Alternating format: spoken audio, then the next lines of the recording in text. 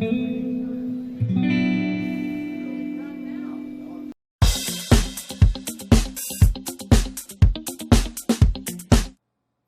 guys, Sim Racing 2 East Side, and I got a video, as you can see by a little different background here to Assetto Corsa. That's what we're playing today because I'm doing a review on the Japanese car pack.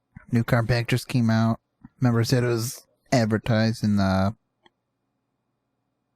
one where the Corvette and the Mustang came out? You know, it was announced then, but yeah, we get, let's see, 9 new cars, I believe. Even though most of them are technically just different variations, but whatever. Also, if there's any background noise, I apologize because there's so much racket going on outside. Somehow it's getting picked up. So I don't know if I mentioned it, you get Mazda, Nissan, and Toyota as your cars or your makes. Now we're going to be driving these cars and I think Brands Hatch, Barcelona, Nürburgring, or Nürburgring, whatever you want to call it. And some street, like a hill climb deal. So we're going to start off with the 2 Mazdas here, the MX-5s. And so you get the MX-5s, you get the RX-7s, Supras, and R34 GTR, as well as 370Z. So we're going to start off with the Mazda you see here. Looks just like the one that's in iRacing because that's pretty much what it is. Just a race modified version of the stock car, which you'll see the interior has a roll cage and everything. So we're going to go ahead and take a look at that. So you can see here, there's the car. It looks pretty nice. All its race config. You see it still has a full-on roll cage, and you'll see that when I go to the interior here. Reminds me a lot of a cup car, like a stock car roll cage, because it's all the way up to the door, protecting you on the sides, on the driver's side actually. Pretty nice digital dash on the wheel. And the regular MX-5 you see here is just the same car with no roll cage pretty much. Regular old street tire, street interior. See regular old seats. Yeah, the same thing. So here we're going to go on to the RX-7s here. I believe it's from 1991. I'm not sure. It's the newer, I should say the newer, last generation of the RX-7. You can see the power output here. And after I get through showing you all the interiors, we're going to go ahead and get into some driving. But you can see here, the only difference between this and the tuned version of the car is the steering wheel. Looks exactly the same to me, and you'll see that here. See the differences for the tune one. You have more power, a bigger turbo, a wing, for downforce. That's pretty much the only difference, is really tune suspension compared to the other.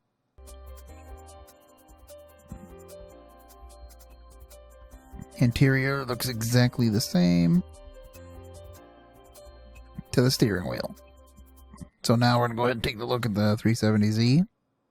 And the R34, which is probably the most recognizable car out there.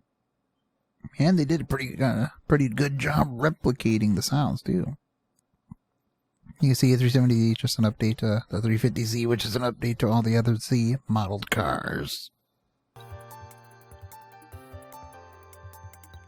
And you can go ahead and look at this interior, because it's pretty well done. And you can see here's the R34. Again, if you know everything, and there's one feature from this that I didn't know. I didn't know these cars had rear wheel steering too. I mean, it's very minimal, and you'll see that when we get to drive it. But yeah, that's pretty cool. And the transmission I'll talk about when we race it, drive it. So go ahead and just take a look at the interior here.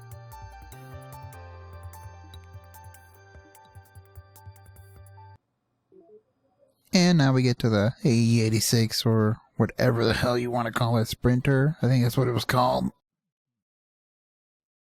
I think the American version was a Sprinter, I'm not sure.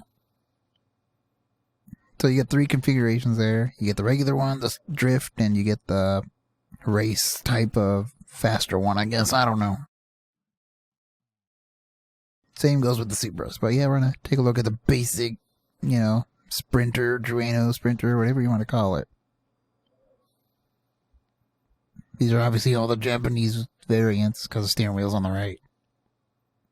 The Drift, pretty fun car. And if you know what this car is, y'all automatically think of it as a drift car because that's pretty much what everyone defaults to seeing it as. And why not? It's a pretty good starting car, is what has been mentioned. And yes, I'm going to throw these cars around, you know, drift them. And the last one you see here is just a race one. Just same car, just more power, 200 horses, and more grip. So now we're going to take a look at the Supras. I'm only going to show the interior to the regular one here. It's a typical Supra, 200 some horses. I'm going to call them the Brian O'Connor orange, because it looks just like the one Fast and Furious. Really well done interior, though. I'm just saying they did a good job detailing it, even though some of these kids on Xbox will think otherwise. Say that Forza looks the best, even though after playing that abortion of a game, I won't ever go back to it. The physics were so bad. It's just bad. I'll take worse graphics any day over the shitty physics that piece of shit had. But yeah, this is the drift version. And oh yeah, we chucked this sucker in.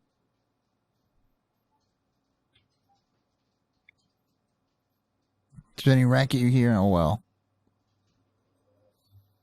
Try to get a reverse engine on there, and you'll see that. And here you have just a really quick, it's almost 700 horsepower version of the car. So yeah, that's about it. We're gonna test these cars. We're gonna start off with MX-5 Cup, and we'll get into driving some of these things. We're gonna, I guess, start at Barcelona, so we'll see you in a bit. Alright, what I'm gonna do here is let you listen to the sounds. I'm gonna do this for all the cars, then we'll talk about how they are, so listen here.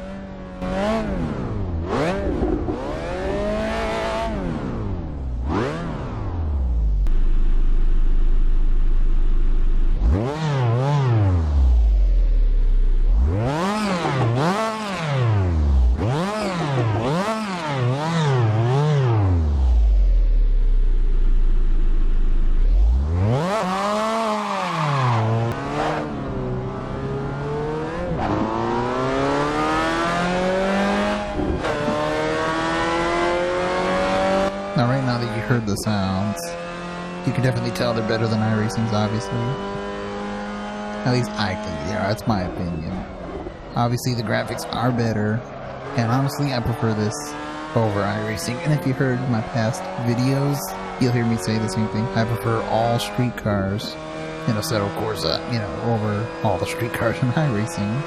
Because iRacing does actually a pretty good job on all the race cars, except a few here and there. But their road cars absolutely suck. I hate to say it, but that's just the truth. So this version of the MX-5 Cup, I said it's just a race car, the regular old MX-5. Same exact car, same, actually, I think it has the same tires, just a roll cage in it, ready for cup racing in lower leagues, you know, divisions. For real.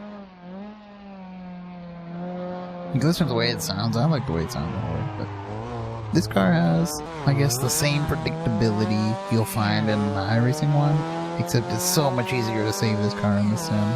So yeah, I prefer this one better. So we're going to go ahead and talk about the regular MX-5 now, so listen to that.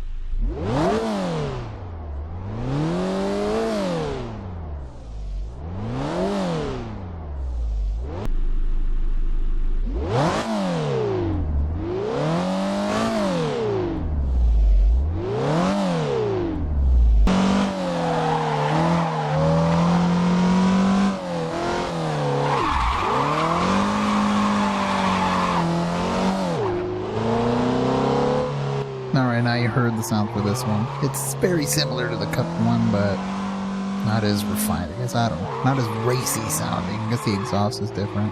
And again, similar car. Pretty much the exact same car. Same engine, same everything. Anyways, we're going to move on here to the RX-7, so here, have a listen.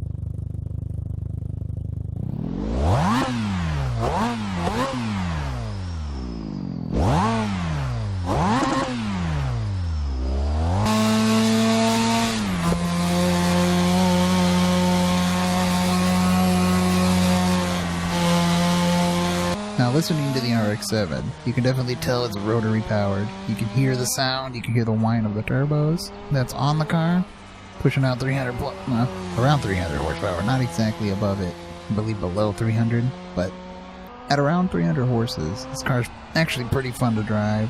One of the better cars on the pack, one of the more lively cars on the pack, and you'll see here. I don't know. You can see me fighting the car, and this is just the street config. All of the street cars that I drive on here are all with street tires. Now we're gonna move on here to the RX-17.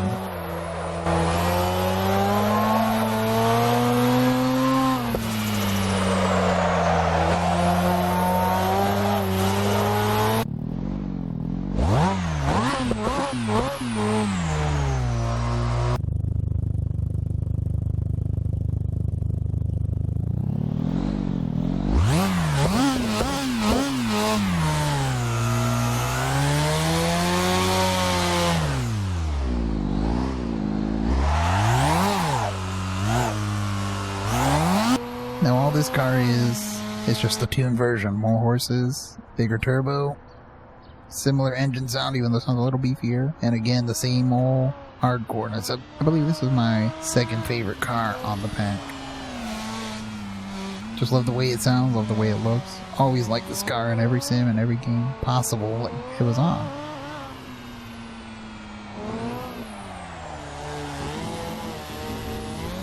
Here you can have a listen to the 370Z from Nissan, since we were onto those cars.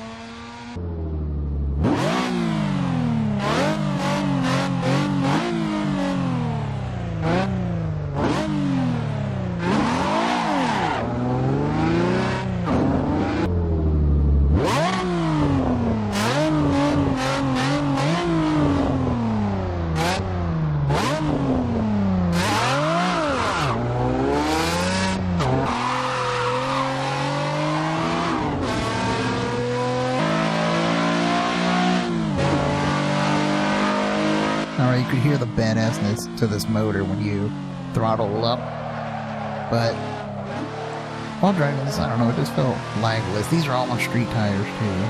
The only ones that aren't are the ones that are in race config, like the AE86 race version and the Super race version. Both have semi-medium slicks, but this one just seemed lifeless until I, well, hit a rumble strip wrong, which you'll see pretty much right here.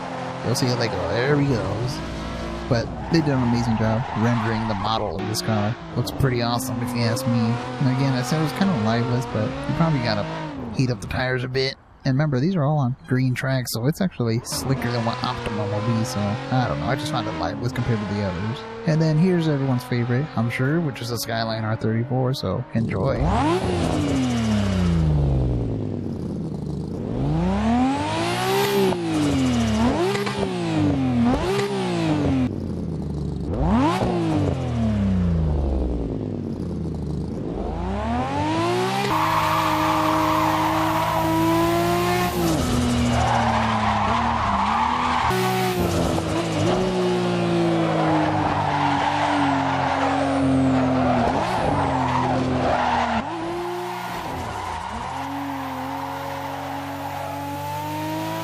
Alright, I don't know what I did here. I think I might have... Okay, this is the interior view, and I guess I'll talk about one thing, and that's... This car has rear-wheel steering, which you'll see in the ending clip of this car, but, you know, everyone loves this car. And it sounds just like you would hear it in, like, the Fast and Furious. Like, they really replicated the sound well. The car is a blast to drive with its all-wheel drive. And the rear-wheel steer. So anyways, here's the AE86 from Toyota.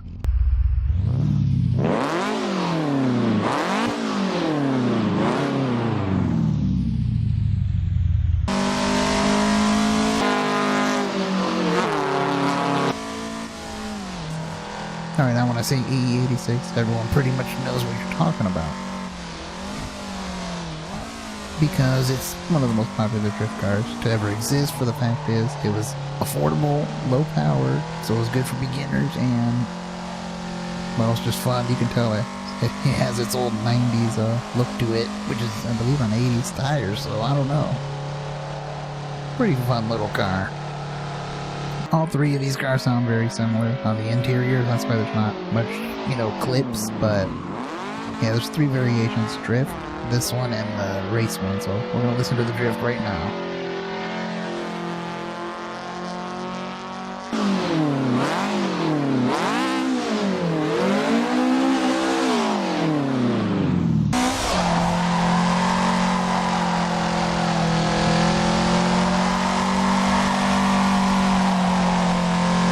You see this car is pretty much the same exact car, the interior is exactly the same, the sound's slightly different on the exterior, and it's in drift configuration. Configuration meaning it has the knuckles or whatever tweaked on the steering, so you can get way more steering degrees. And just a little bit more horsepower. Here's me doing a failed attempt at a reverse entry, that didn't work. Just didn't have the power to keep the car spinning the way I wanted it to. I don't say my second favorite, not really my favorite, but I said my favorites are that RX-7, the regular one, and Supra, both of them. Actually, all three Supras are my favorite. And then here's the race version of the AE86, so take a listen.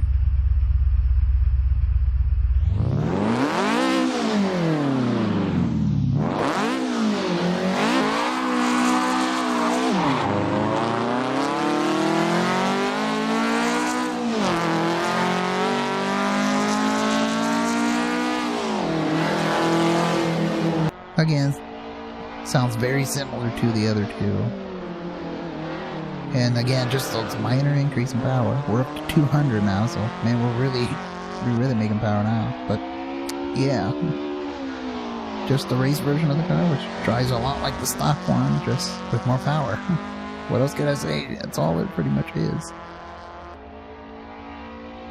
There's really not much else to say about this car. It's just one of the pack, you know. Tell you though, this pack's a great value for the money, you know.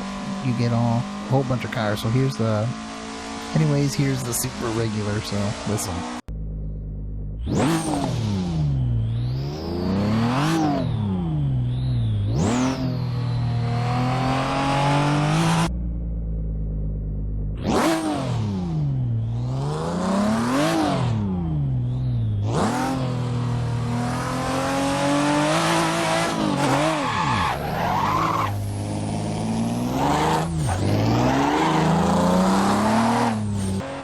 Sounds pretty badass. Looks really nice. I think this is the nicest one of the car pack. This is my favorite of the whole car pack. Again, you can hear the twin turbos when you're in the car, which if you didn't listen, turn it up. I don't know. But you can hear the twin turbos. Sounds amazing, looks amazing. Assetto Corsas really outdone themselves with the quality of the car. Just the way it looks. You can see them at the Nürburgring and just having a blast. And then again, I didn't really bother to show all the interiors because again, they're exactly the same or very, very similar. So, I don't know, you can watch the rest of the clip. We're going to move on here to the drift version of the car, so have a listen.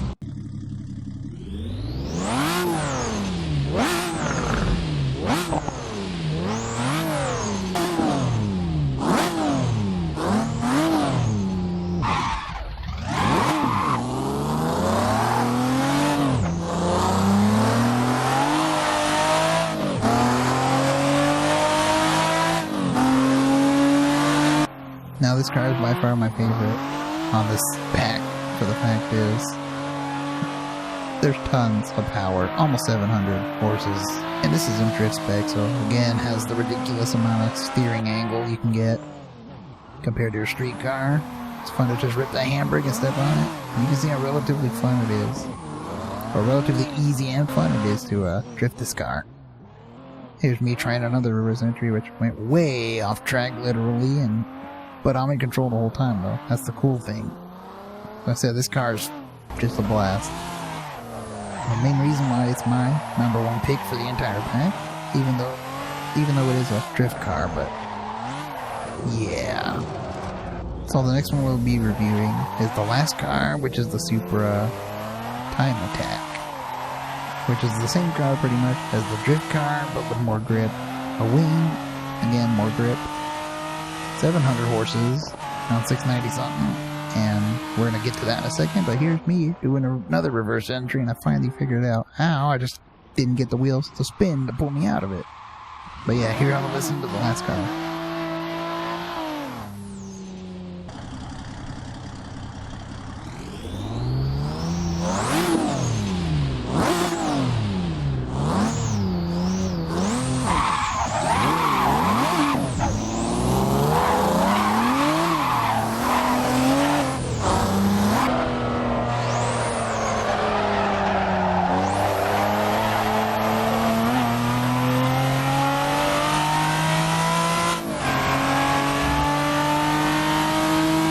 And you can see the other car looks the same on the inside, but it just drives like, let's say, a car you would see in the Continental Tire series. That's what it looks like you can drive like. It has plenty of grip, but it also can step out at any time.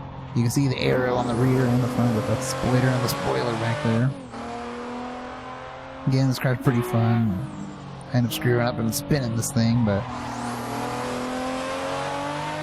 my second favorite of the cars.